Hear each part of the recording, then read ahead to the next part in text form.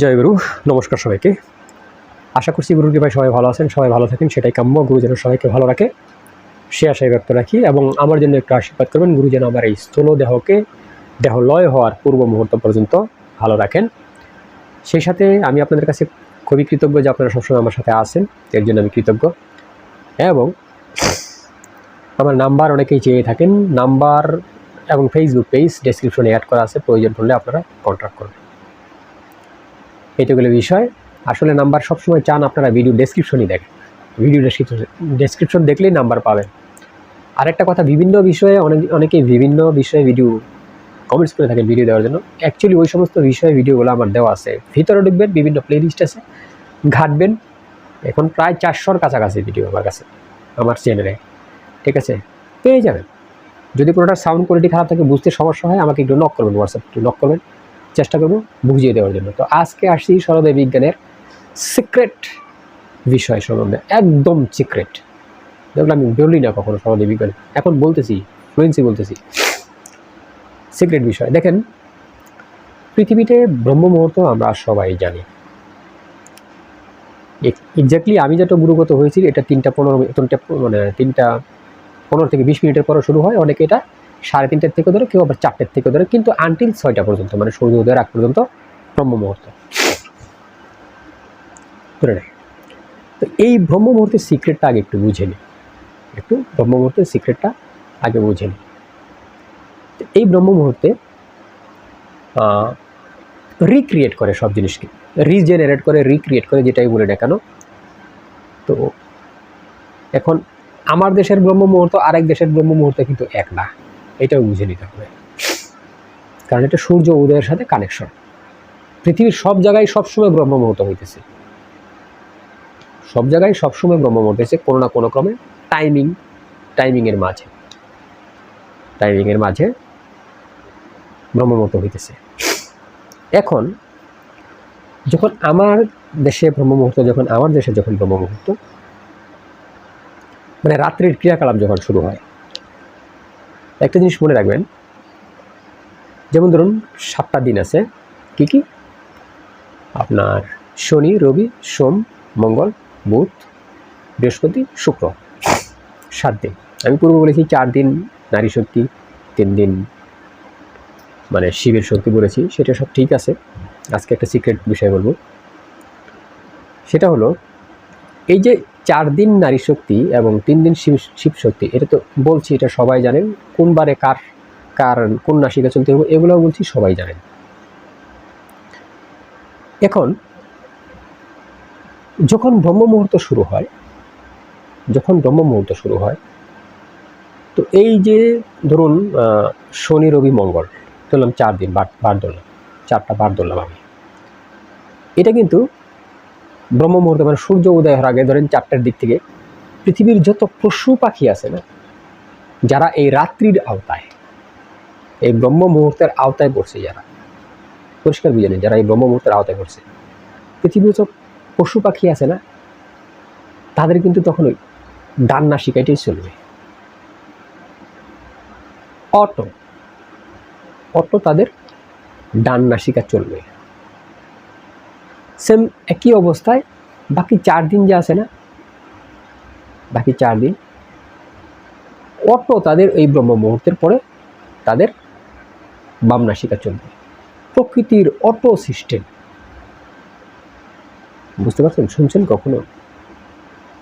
Auto তাদের ডান নাসিকা চলবে ওই শনি, রবি, মঙ্গলবার এই পশু পক্ষীর, এবং বাকি যে 4 দিন আছে অটো এই ব্রহ্ম মুহূর্তের পরবর্তীতে তাদের আপনার বাম নাসিকা চলবে। এটা চালাতে হবে না।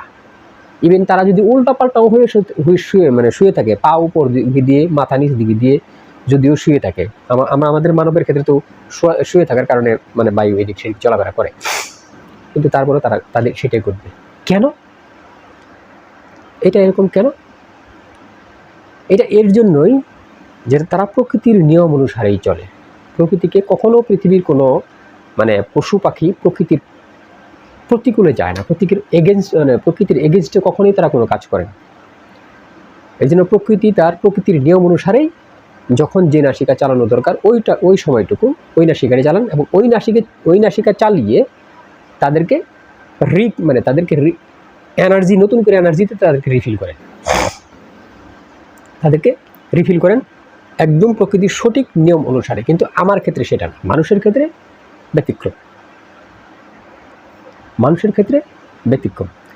ওরা ভোগজনিত, ভোগ করার পরবর্তীতে ওই জন্ম ভোগ করছে আরেক জন্মে ঢুকে যাবে।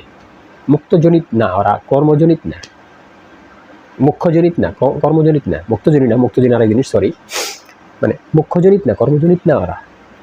এখন আমার ক্ষেত্রে একদম ভিন্ন চিত্র।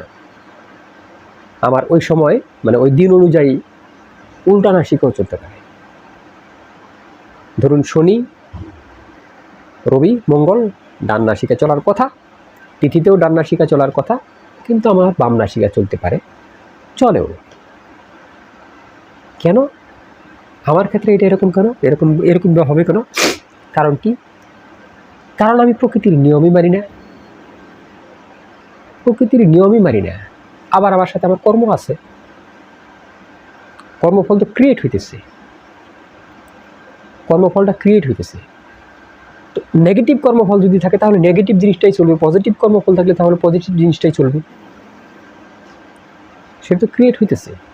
ইভেন প্রকৃতিকে আমি মানি নাই, প্রকৃতিকে আমি ডিনাই করছি, প্রকৃতির প্রতিকূলে গেছি, তখন প্রকৃতিও আমার প্রতিকূলে চলে যায়। এটা প্রকৃতির স্বভাব। আপনি তার সাথে ভালো আচরণ করবেন, সেও আপনার সাথে ভালো আচরণ করবে। আপনি তার সাথে খারাপ আচরণ করবেন, সেও আপনার সাথে খারাপ আচরণ করবে। এক্সাম্পল হিসাবে, আমি যদি আমার বাড়ির চারপাশের গাছপালা কেটে ফেলাই, তাহলে আমি কেটে ফেলাম, প্রকৃতির গাছপালা কেটে ফেলাম, প্রকৃতি তখন কি আমাকে ঠান্ডা রাখবে? আমি নিজেই তো ডেকে আনলাম গরমটাকে, নিজে ডেকে আনলাম না?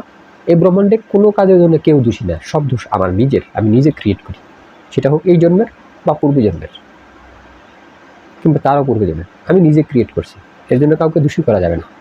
তাই আমি বিজয় সরকার সবসময় বলি যে আমি নিজের দোষের দোষী, ঠিক আছে? নিজের দোষের কারণেই আমার কর্মফল এরকম। তো সেই ক্ষেত্রে মানুষ ব্যতিক্রম তার কর্ম অনুযায়ী। এর জন্য চেষ্টা করবেন সব সময়। আমাকে অনেক সময় কিন্তু অনেকে আমার 12টা-1টার দিকেও মেসেজ দেয়, তা আমি বেশিরভাগ মেসেজ দেখবেন যে 3টের সময় আমি রিপ্লাই করি, যেগুলো আমি 12টা-1টার সময় দেখি। কোনো সময় আমি 11টা, 11:30 শুয়ে পড়ি, আমি তো 3টের দিকে উঠি, দেখবেন রিপ্লাই করি। দ্যাট মিনস ওই সময়টা আমি যদি কোনো কিছু নাও করি, যদিও আমার কিছু গুরুকর্ম আছে করা লাগে, কিন্তু আমি ওই সময়টায় চেষ্টা করি যে শান্তভাবে বসে থাকার জন্য। কোনো কিছু করার দরকার নাই ব্রহ্ম মুহূর্তে, কিছু করারও প্রয়োজন নাই। আপনি জাস্ট খোলা মাঠ, খোলা জায়গায় যায়, যেখানে আপনার সাথে মনে করেন সরাসরি আকাশ দেখা যাবে, এই সমস্ত জায়গায় দাঁড়িয়ে থাকেন না, বসে থাকেন না। তারপরেও আপনার মনে করেন যে লাভ হবে, সেটা আপনি বিভিন্ন ধরনের ভাইটামিন খেয়েও সেই এনার্জি আপনি আনতে পারবেন না। এটা হচ্ছে এরকম একটা সময়, এরকম একটা বিষয়। তাই প্রকৃতির অনুকূলে চলুন, প্রকৃতির সাথে থাকুন। আর যে বিষয়টা বললাম, যারা প্রকৃতির সাথে থাকে, প্রকৃতি তাদের প্রকৃতির নিয়ম অনুযায়ী চলে, যেরকম পশু পাখি। কিন্তু আমরা অধম। তো সরদেব বিজ্ঞানের যে সিক্রেট বিষয় একটা ছিল, গুপ্ত বিষয়, সেটা এই পর্যন্তই। আজকের মতো সমাপ্ত। জয় গুরু, নমস্কার সবাইকে।